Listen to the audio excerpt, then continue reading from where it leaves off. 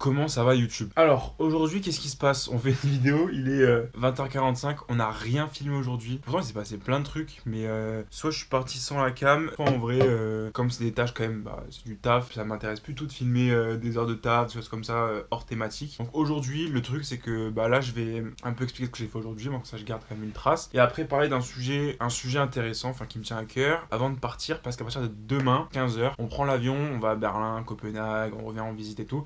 Donc il y aura beaucoup plus de choses à filmer sympa, beaucoup plus d'interactions avec des gens aussi, parce que ça fait 3 semaines qu'on est tout seul, on est dans Interstellar. Bref, alors qu'est-ce qu'on a fait dans l'ordre aujourd'hui? Déjà on s'est levé à 9h, on s'est connecté sur la billetterie de Joule, on a eu 2 places pour aller voir Joule, qu'on va pas aller voir parce que c'est ma soeur qui va y aller. Ensuite, petite séance d'Obiceps qui fait plaisir, celle-là elle fait vraiment plaisir à chaque fois. Ensuite, réunion avec un propriétaire de navire qui s'est super bien passé, qui a un propriétaire qui a 25 navires en Europe et en Asie. On a parlé avec le bureau d'affrètement qui est très intéressé et on devrait avoir un retour lundi du directeur et mardi on va aller voir à Copenhague. Donc ça régale. Ensuite, à 11h30, on a fini vers 11h30 ça, je voulais aller courir et en fermant la porte de l'hôtel où je suis, la porte s'est cassée.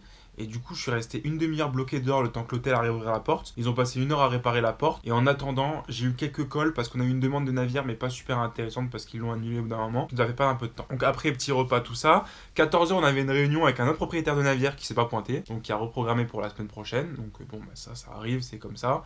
Ça m'est arrivé plein de fois. Et de toute façon, ensuite, on a passé l'après-midi. On a passé beaucoup de temps. Enfin, on a passé 1 heure déjà à répondre à tous les WhatsApp, mails et LinkedIn qu'on avait de la veille, du matin. Ça a pris un peu de temps. Et après, j'ai passé 2 heures sur LinkedIn dans les derniers posts dans l'ordre de date où il y avait Wine d'Europe qui était mentionné pour contacter toutes les personnes qui ont dit nous allons aller à Wine d'Europe et leur envoyer un message. J'ai réussi à attraper 2-3 rendez-vous comme ça il me semble et on est à 7 rendez-vous sur place mardi et on a du coup mercredi libre, il y a quand même 500 stands donc on garde un jour libre. Donc ça c'est vraiment plaisir quand vous faites des salons comme ça. Je trouve que c'est important d'avoir un jour avec des rendez-vous avec au moins 5-6 rendez-vous et un jour en libre pour avoir fait plein de types de salons différents. En un jour vous avez souvent fait le tour de ce qu'il y a à voir, même les grands salons parce que tout n'est pas intéressant pour vous. Par contre si vous n'avez pas du tout de rendez-vous, bah, vous allez un peu vous perdre. Et c'est vrai que commencer le salon au premier jour avec des rendez-vous, ça peut aussi vous donner confiance en vous pour aller sur les prochaines étapes du salon, qui est de rencontrer des personnes qui vous attendent pas en fait. Donc ça vous donne un peu d'aura et de facilité pour les prochains. On a une réponse de Blue Mission Med, donc c'est un type d'appel d'offres, un peu un cluster dans le sud pour aider les océans. Donc ça c'est cool, on va voir si on peut avancer avec ça. On est présélectionné avec une trentaine de startups pour avancer dans le process. On a aussi Rise Partner qui est revenu vers nous, qui nous avait offert un diagnostic quand on avait gagné à Toulon French Tech et du coup on a un diagnostic de prévu dans les semaines à venir, je sais plus quand exactement. Diagnostic plutôt pour préparer une levée de fonds par exemple. Et on a eu le retour du contrat qu'on avait avec le client qui est au Nigeria, qui est un peu compliqué, qu'on essaye de sécuriser sécuriser. Le contrat a l'air sécurisé, mais on essaye de sécuriser tout ce qui est partie légale pour pas se faire avoir et pour rester quand même assez... même si au Nigeria avec en soi on peut rien faire, avoir un peu des sécurités quand même. Et on a fini la journée avec une course de 10 km et un PR sur les 5 km. Je suis parti tout en haut de la montagne, 300 mètres de dénivelé.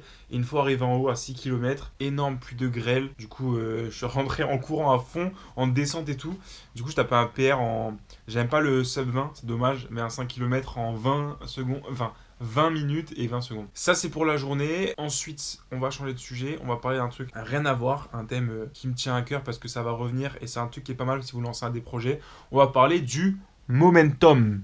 Qu'est-ce que c'est, comment l'utiliser et qu'est-ce qu'on a fait avec. Donc le plus dur dans un projet, une fois que t'es lancé, c'est surtout de garder cet élan. Ce moment où tout s'aligne, que t'es motivé et que t'enchaînes les opportunités sur tous les terrains. C'est pas de la chance, c'est pas de la magie, c'est une dynamique que tu peux créer, entretenir et surtout exploiter pour faire grandir tes idées et ton projet. Je vais t'expliquer ce que c'est, comment tu l'utilises, comment tu le protèges et avec des exemples concrets de ce qu'on a fait chez Cilium. Donc le momentum, c'est ce moment où ton projet est dans une dynamique positive. Tu as du retour, du rythme, les gens parlent de toi, tu signes, t'avances. C'est pas juste de la motivation, c'est l'effet cumulé de plusieurs actions qui finissent par créer une traction réelle. Un exemple concret, nous en mars 2024, on a annoncé sur LinkedIn le lancement de Cilium, le lancement de cette entreprise, le début, la création, et qu'on avait également gagné le prix du phare de l'entrepreneuriat avec Cage. Double annonce, double impact. On a eu le droit à une visibilité instantané, un boost de notoriété, début de communauté autour du projet et en prime un tournant clair sur ma vie en passant du salariat à la vie d'entrepreneur, ce qui est important dans les communications aussi. Donc t'as pas besoin de big news non plus pour créer un momentum, tu peux le déclencher avec de la régularité. C'est exactement ce qui se passe au Monténégro depuis qu'on fait les vidéos. Mais sinon chez Civium, on avait cette routine où on démarchait 4 à 5 boîtes par jour. Sur le moment, peut-être que ça paye pas, mais sur la semaine, t'as fait 25 boîtes et souvent, le lundi d'après, tu commences à avoir une petite traction, une réponse, un oui, un non de l'activité. Et là, ça s'enchaîne. Tu vois le résultat, donc tu te motives plus facilement à faire tes 5 appels parce que tu les fais encore cette semaine. Tu as des retours, les retours entraînent des retours et tu te retrouves dans une première dynamique sans même t'en rendre compte. Et c'est exactement là que la boule de neige commence. Quand t'as un momentum, le pire truc à faire, c'est de lever le pied. C'est exactement à ce moment-là qu'il faut commencer à répondre à tout et à être sur tous les projets. Même et surtout quand t'es pas prêt. En septembre, quand on a annoncé prendre nos bureaux parce que le projet commençait à marcher vraiment, qu'on a annoncé prendre nos bureaux à Marseille Innovation, on n'avait même pas encore de produit fini. Mais l'annonce, relayée par les médias et par Marseille Innovation qui a une belle visibilité, on a commencé à avoir des demandes, des interviews, choses comme ça, on a répondu à tout. Juste pour entretenir la relation et garder cet élan. À l'inverse, cette année, en janvier 2025, après notre premier contrat et le communiqué de presse, on a assez mal géré le momentum et je pense qu'on a vachement craché. Surtout sur le passage de MVP à la V1. Mais on a repris le contrôle, parce qu'on pouvait pas faire différemment sur le passage de la V1 qui était plus long que prévu, en créant un énorme CRM et en faisant des actions chaque jour de démarchage. En disant honnêtement qu'on n'avait pas encore de logiciel, mais qu'on allait pouvoir les rappeler dans quelques mois et pouvoir déjà cibler leurs besoins. Et en fait, c'est ça, protéger le momentum. C'est ne pas couper le lien, même quand tu es dans le dur. Donc, t'as compris, quand t'as la lumière sur toi, il faut t'en servir pour tout. Notre plus gros client aujourd'hui, on l'a eu parce qu'il a vu un article de presse sur notre plus petit client qu'on n'a jamais eu. On a pu aussi pré-recruter des gens pour l'année prochaine, rencontrer des business angels et faire des partenariats importants. Tout ça grâce à une dynamique de visibilité. On n'avait rien de plus qu'avant, on avait juste la visibilité. Les gens que te contactent, c'est important de répondre. Et même si t'es pas prêt, tu réponds, tu prends les contacts et tu poses les bases. C'est un petit peu comme mettre des graines un peu partout pour plus tard. Il faut vachement capitaliser pendant que tout le monde te regarde. Un exemple concret, j'ai pris énormément de contacts de brokers et d'owners en novembre 2024 alors qu'on n'est pas à la plateforme. Là, cette semaine, j'en ai rappelé plein. Ah, mais si, vous avez parlé un petit peu. Tu passes déjà à l'étape suivante. Ils nous avaient connus grâce à ça et ils acceptent aussi les rendez-vous grâce à ça, grâce à un petit momentum et une traction. Et même si tu t'en sers pas maintenant, en fait, tu vas les rappeler à un instant T pour ton projet et tu as créé déjà du relationnel. Donc en fait, c'est un allié, le momentum. Il vient avec toi, c'est un réel allié. Donc tu as compris ce que c'était, tu as compris comment ça marche. Et une fois que tu en auras vécu 2 ou 3, tu peux même réussir à créer le tien. Aujourd'hui, chez Civium, on prépare notre prochain momentum. C'est ce qu'on est en train de faire depuis 3 semaines et même depuis plusieurs mois. On a notre V1 qu'on a un petit peu annoncé parce que comme j'ai commencé à on-board pour vérifier les bugs, choses comme ça. Mais on garde ça pour une grosse annonce. On n'a pas du tout parlé par communiqué de presse. On aura aussi en mai l'annonce de nouveaux bureaux. On a le gros contrat qu'on travaille depuis plusieurs mois maintenant qui arrive à échéance. On a déjà 40 clients onboardés depuis 3 semaines. En 3 semaines, on a eu 40 clients onboardés sur la plateforme. On va aller à un salon en juin qui est super important où on va avoir un stand. Et en plus, on va essayer de faire une vidéo corpo dans les semaines ou les mois à venir. Et quand tout sera prêt, on va stack les informations et faire un grand communiqué en mettant le titre le plus accrocheur, donc je pense le contrat, et en dessous, un petit peu plein d'infos. Timing maîtrisé, équipe prête, communication calée. Et on va créer volontairement ce momentum artificiel pour avoir d'énormes retombées derrière. Et là, on est prêt. On a le logiciel, il marche, on a testé avec des clients, ça marche, on a plus d'owners, on peut trouver les bateaux, on va avoir du temps, des nouveaux bureaux, tout est prêt. Et encore une fois, quand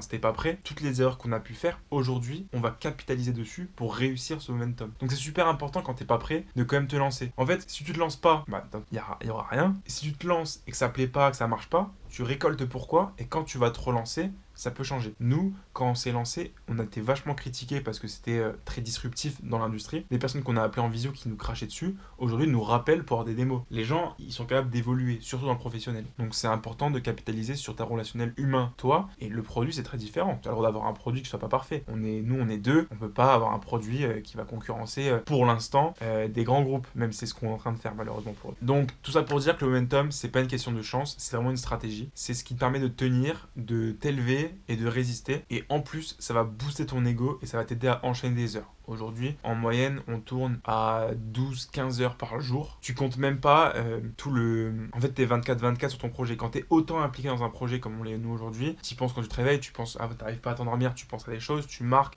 Moi, j'utilise mes notes tout le temps pour marquer. Donc, en fait, en plus, le momentum, il va te booster parce que tu vas te dire, t'auras plus du tout, ça va éliminer ce doute de est-ce que ça marche ma boîte, est-ce que ça va aller quelque part. T'as plus de ça. Quand t'as un momentum, toi, t'es sur une ligne d'ego en plus où tu te dis, mais c'est sûr, ça va marcher et tu peux bouffer des heures Et quand tu fais des entretiens, t'es plus à l'aise. Quand je vais aller sur le salon, t'es plus à l'aise. Donc tout marche mieux. Le momentum, c'est un petit peu comme quand tu vas en boîte finalement et que t'arrives à parler à une fille et du coup tu dis c'est bon, je vais aller parler à tout le monde. C'est exactement pareil, mais il faut que tu l'appliques au business. Mais attention à un truc, quand t'es dans cet élan, c'est aussi un petit peu le moment où il faut réussir à déléguer. Si tu veux rester en haut du flux, tu peux pas rester bloqué sur des tâches qui sont possiblement automatisables ou délégables. Typiquement, nous, bon, c'est aussi pour avoir une meilleure version, mais j'ai arrêté complètement de dev pour être à temps plein sur le commercial. Et à un moment, quand on avait nos super stagiaires, j'avais délégué une partie commerciale qui est la prospection vraiment à froid pour me concentrer sur les gros clients et les gros contrats. En fait, t'es obligé, c'est comme ça. Si tu veux avancer, il faut quand même que tu passes sur l'étape suivante. Mais ça, déléguer et automatiser, on en parlera dans une autre vidéo, c'est super important, c'est super intéressant. Pour l'instant, je vous souhaite surtout une bonne nuit. J'ai très hâte des prochains jours qui arrivent. On va retrouver Moritz, on va retrouver Maximilien, on va faire ce super salon. Après, il y a Jérém qui vient, on va voir Swan, on va voir Hugo. Ça va être génial. On va retourner à Marseille. Malheureusement, on va revoir Hugo Cortina. Lui, c'est chiant. Mais surtout, le plus important, si vous voulez réussir dans la vie, pensez tous les soirs à dire bonne nuit à vos pauvres petits colocs qui sont tout seuls. Bonne nuit, Loïc.